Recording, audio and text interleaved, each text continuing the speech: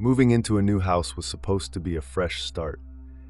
We'd saved for years to buy our dream home, a sprawling Victorian with tall, narrow windows, a wraparound porch, and a mysterious charm that captivated us the moment we saw it. My wife Emily and I knew it needed some work, but it felt perfect for our family. Our daughter Lily was especially excited. At 7 years old, she had a vivid imagination and a fascination with all things whimsical. The house was over a century old, its walls steeped in history. There were quirks we loved, creaky floorboards, hidden nooks, and an attic I hadn't fully explored. It was a space I planned to turn into storage, but Lily was already calling it her secret hideout. The first few days were chaotic, unpacking box after box and figuring out how to arrange our lives in this massive new space. Lily, ever curious, spent most of her time exploring. One afternoon, as Emily and I wrestled with a particularly stubborn bookshelf, Lily came bounding down the stairs, her arms cradling something. "Look what I found in the attic," she exclaimed, her blue eyes wide with excitement. It was a doll, old and intricately detailed. Its porcelain face was pale, its cheeks painted with a faint blush. It had piercing blue glass eyes that seemed almost too real, and dark ringlets of hair that framed its face. It wore a faded dress of lace and silk, its fabric yellowed with age. "Isn't she pretty?" Lily asked, holding the doll up for us to see. Emily and I exchanged a glance. The doll was beautiful in a way that felt unsettling. I couldn't quite put my finger on it, but there was something about the way its eyes seemed to follow you. "Where did you find that?" I asked. "In a box in the attic," Lily replied. "It was just sitting there, all by itself." Emily forced a smile. "Well, she's lovely. Why don't you put her on your shelf for now?" Lily nodded, clutching the doll tightly. "Her name's Annabelle," she said with certainty, as if the doll had told her its name. "Annabelle?" I asked, raising an eyebrow. "How'd you come up with that?" Lily shrugged.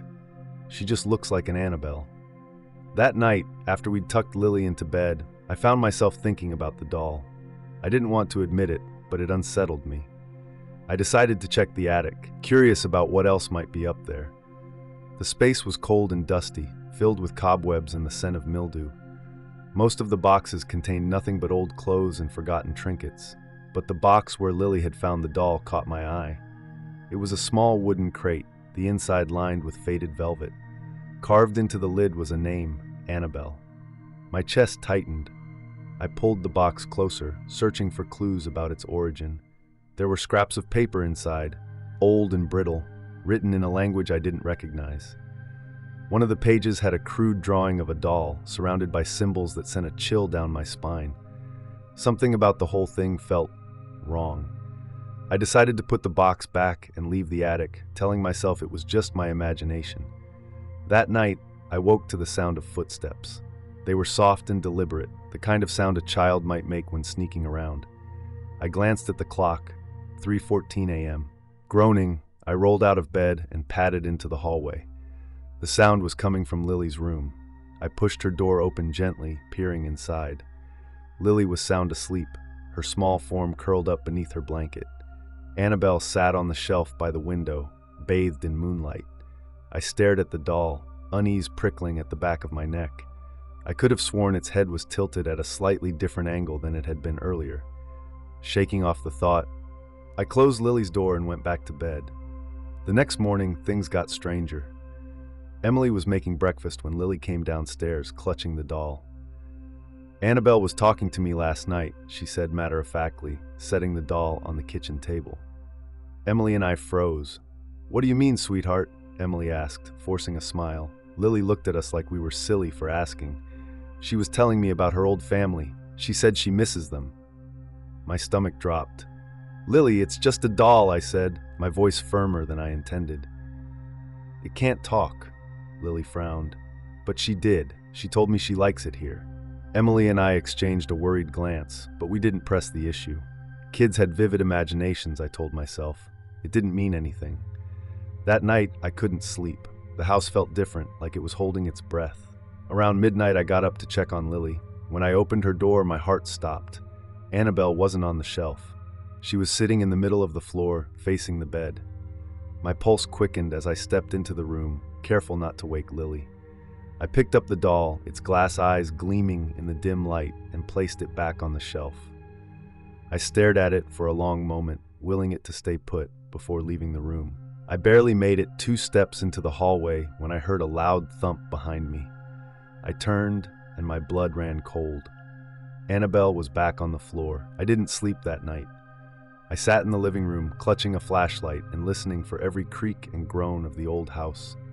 Around 3 a.m., the faint sound of laughter echoed from upstairs. It wasn't Lily's laughter.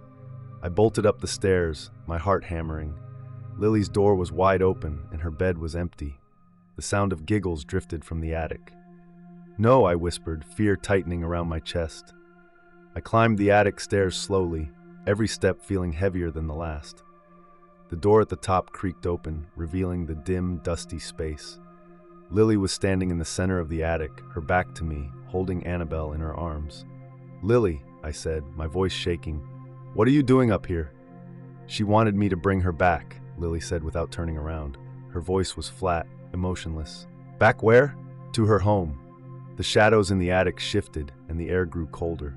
Annabelle's glass eyes seemed to glow faintly, and I realized with a sickening jolt that the symbols carved into the walls around us were the same as the ones in the box.